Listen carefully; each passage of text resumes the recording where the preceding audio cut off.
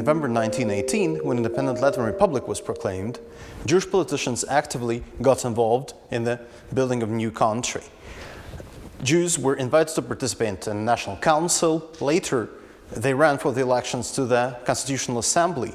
In July of 1919, prominent lawyer Paul Mintz was appointed to the position of state controller, which he held for 2 years.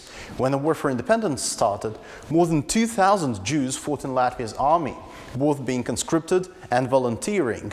There were more than 50 Jewish officers. There were 8 people decorated with the highest awards. Among the officers were people like Wolf Ritov, who was one of the last officers to be captured by the enemy and to go into captivity. Our museum holds some of his private documents. The youngest ever Latvian soldier was a 10-year-old Jewish boy, Kopul Garelik. Jewish political life in 1920s, 1930s was very diverse. The Jews were represented in all the political spectrum, from the right-wing conservative religious Agudas Yisrael party through Zionists and liberals to the Social Democrats of the Bund. The Jews were active not only in parliamentary politics, but also on the municipal level, and sometimes were elected mayors of the cities.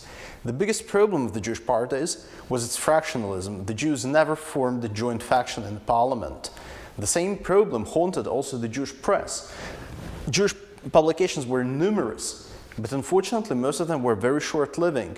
Most popular and long-lasting was Frimorgen newspaper, published from 1926 to 1934. It could survive longer, but in 1934, after Harley Sulmanis coup, it was closed as other liberal newspapers.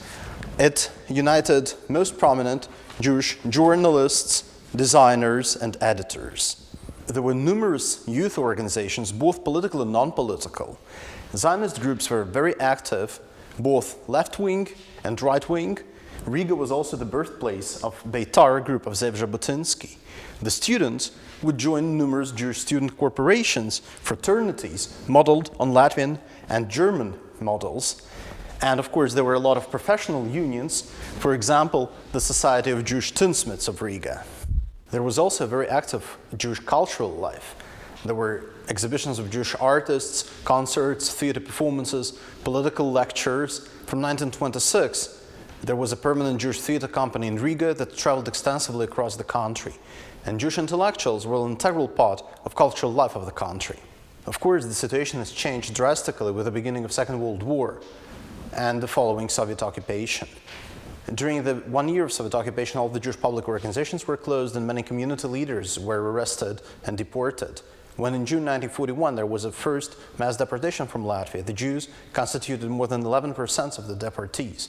And our museum holds some of the artifacts related to their story, including the famous letters written on the birch.